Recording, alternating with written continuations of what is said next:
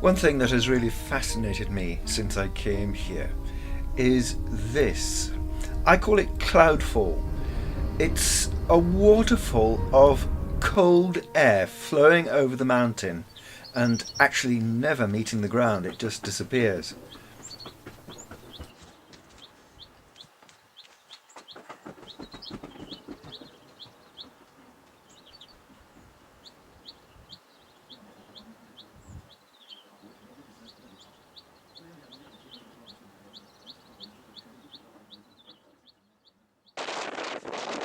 In the last few years, the upsurge of kiting has been quite marked. These guys were playing outside in the open sea for a while, and then they came into the harbour. I'm most impressed by the energy. I certainly couldn't do it, perhaps not even at their age.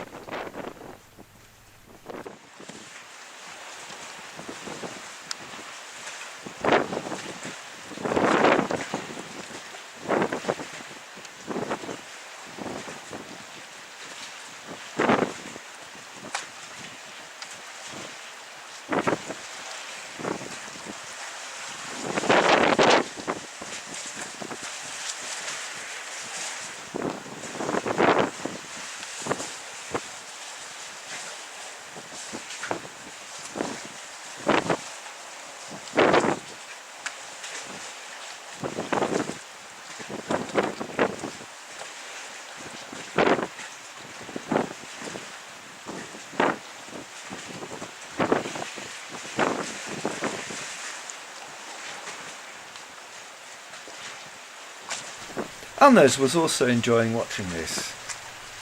After a little while I joined him sitting in the car and we had a pleasant chat.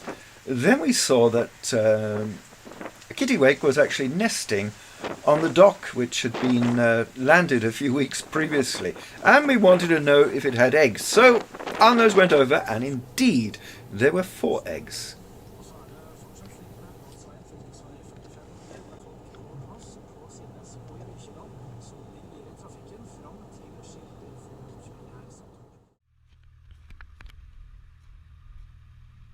There she is, up on land.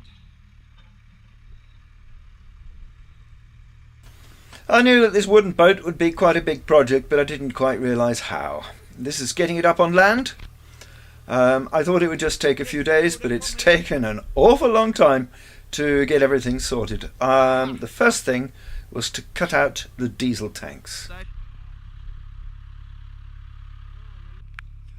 Hvordan gikk det med dampemaskinen? Ja, det gikk bra. Excellent. Ja, ta det med ro, ta det med ro.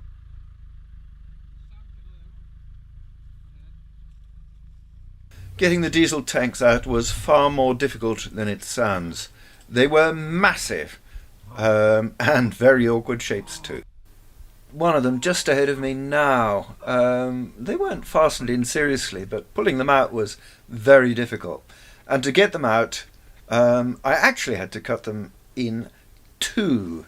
Here you can see it cut up. It's a real shame. They're real works of art. They're beautifully made, but they had to go. The local historical society Sågelaget's trip was to Valsøyfjord. Her med Hustad altså. Det er nesten et utømmelig historisk område. Kvikja. Og så kjærer vi selvfølgelig langs Hustadfjorden, og jeg har vært her på andre siden. Med knokinner.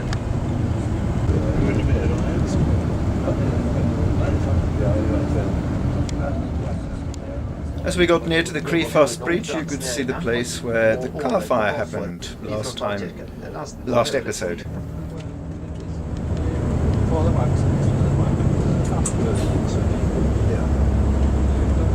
Det er heldig at det stemmer 65 år, liksom. Jan Tore nevnte det at det absolutt minst interessante det er om meg selv. Nei, og så rett ned på Tannen her, etter Krokneset, der hadde det vært en spesiell laksevorpe, som har vært i drift helt for 3-4 år siden. Nedlagt nå da, så har vi jo lakseoppdretter i stedet da. Kanskje lakseoppdrettere her, men det får bare våge seg for at det tar seg i det lell, at de har ødelagt forferdelig mye av fjordene. Utah does not like what the salmon farms are doing to his fjord. It's quite clear. Even the money is just going to a selected few, not even into the community. 4-5 personer bygde her og søkkerik. Det var bra for dem. Henset, ja. Men der er det jeg har navnet mitt ifra da. Far min var født opp i det like hvite huset som står oppe i bakkene der om da campingvogna. Som yngstemann av 9 søsken, og de svalt. Født 1913. Det var ingenting å klare seg med. Det var litt fisktørsking på noen holmer lenger inn her. Og helt i enden der er Todalen, men fjorden går litt høyere der inne, fortsatt innover. Esburgo som sikkert de skal på nå da. Det var artig. Det var da butikken til stranden. As we pulled into the little village, we were greeted by a seagull on the rooftop. Now where is he?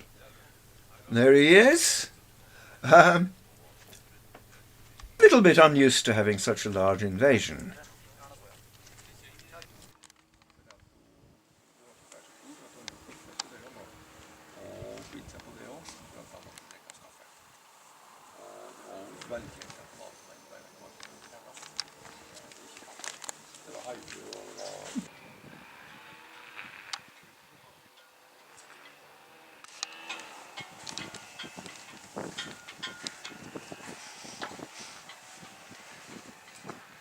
There you can see clipfish hang up to dry in the small right-handed shed there.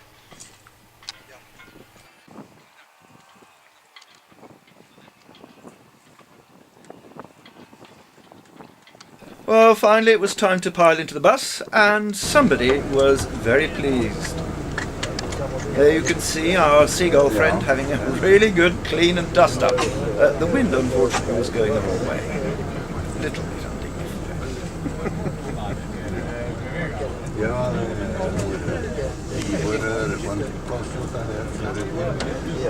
samlingsboka. Så da drar jeg opp. Jeg fyrte med et år var vi og det har spojit vi på. Det var stett skip på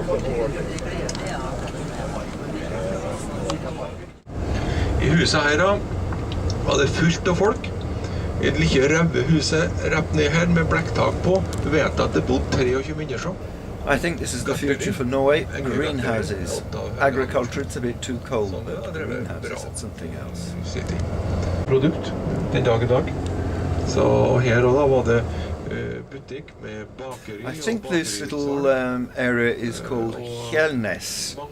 But one interesting thing was the power station there, providing more than enough power for the whole community. Very impressive. Altså over 20 GWh gir mer strøm enn det som hele Harstad-kommunen, tror jeg. Det da det som I dag inne på museet, det det gamle sliperiet som var penger. Akkurat nå har de funnet ut at det noe problem med bærende konstruksjoner til det, slik at båtene flyttet ut, og det står for en flermillion opprusting, restaurering. Further along the fjord we saw a auction with antiques outside. Should we stop, should we not? Well, the decision was quite academic really, and we stopped. There was my old friend Inge Petterson. I've done a lot of work for him. You can see some of the restoration work I've done here. He did a roaring trade in a very short while and was delighted to see us. Inge? Kan du smile? Mange takk. This is Valsøyfjord waterfall. They hold open-air concerts here. There was a lot of activity in the area with a football stadium and much more. There is Henry. Hello, Henry. Det mer enn 3,5 meter, men så skilte jeg. This is the Hegerberg tunnel. I've marked it on the map so you can see exactly where it is. The height shield was actually bouncing on the roof of the bus as we went along. Det var spennende å kjøre rutebuss jo nå, for at ofte og møtting man så ha det veldig travelt på tur. Det skraper skilten der, ja, det stemmer. Enda TV det helt med ro når det bare skiltet. For du har skrapet opp I så mange busser og kjørt her at det går bra. Men du må helt midt etter tunnelen, ja, Tore. Han har spredt i betong på, nå sier jeg hva her. Det vet jeg ikke, altså. Jeg kan jo først.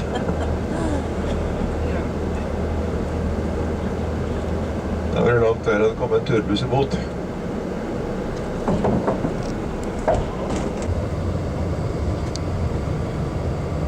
Her er det flott utsikt over Renge, Moskva-Nesset. Og vi ser bunnpris, The Barrel vi ser Renge Bruk, vi Factory. ser Renge Gartneri, vi får se den lenger her. Ligger tønnefabrikken. Rett ned med skyen der. Det har vært velbygd, vi har smaker. Fint i solskyen. Ja. Nærrygtunnelen 1968.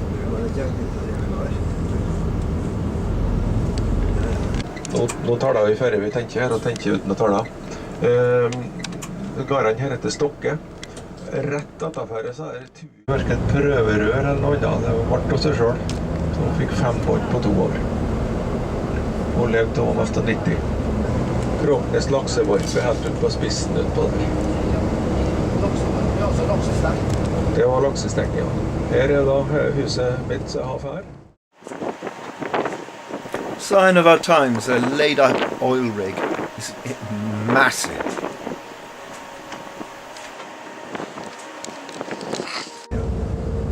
Nei, blir det noe.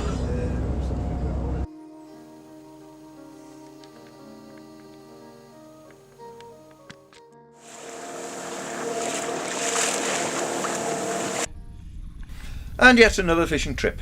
This is a good one. This time, it was fairly calm on the way out, but I knew that it was going to be windy about 5 or 6 o'clock. So I cut the trip a bit short, but it was good fishing nonetheless.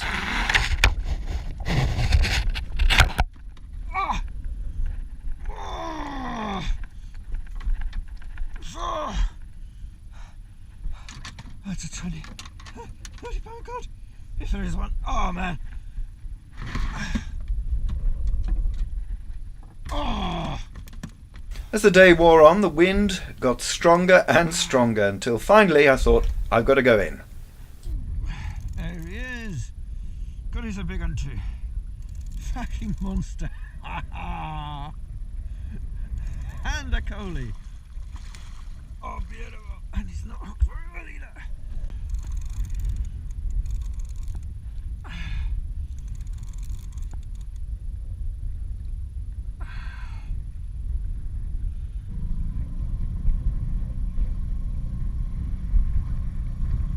I always like to make sure the seagulls have a good feed. Come on! They have a hard life, even though some of them are a bit rough on the others, and they are tough, rough birds, but they deserve every bit of luck they can get. The sea was beginning to chop up, and it was getting quite windy, when I was approached by a speedboat. Ah, they're cod out there! Yes, says I, thinking to myself, I hope they make it back.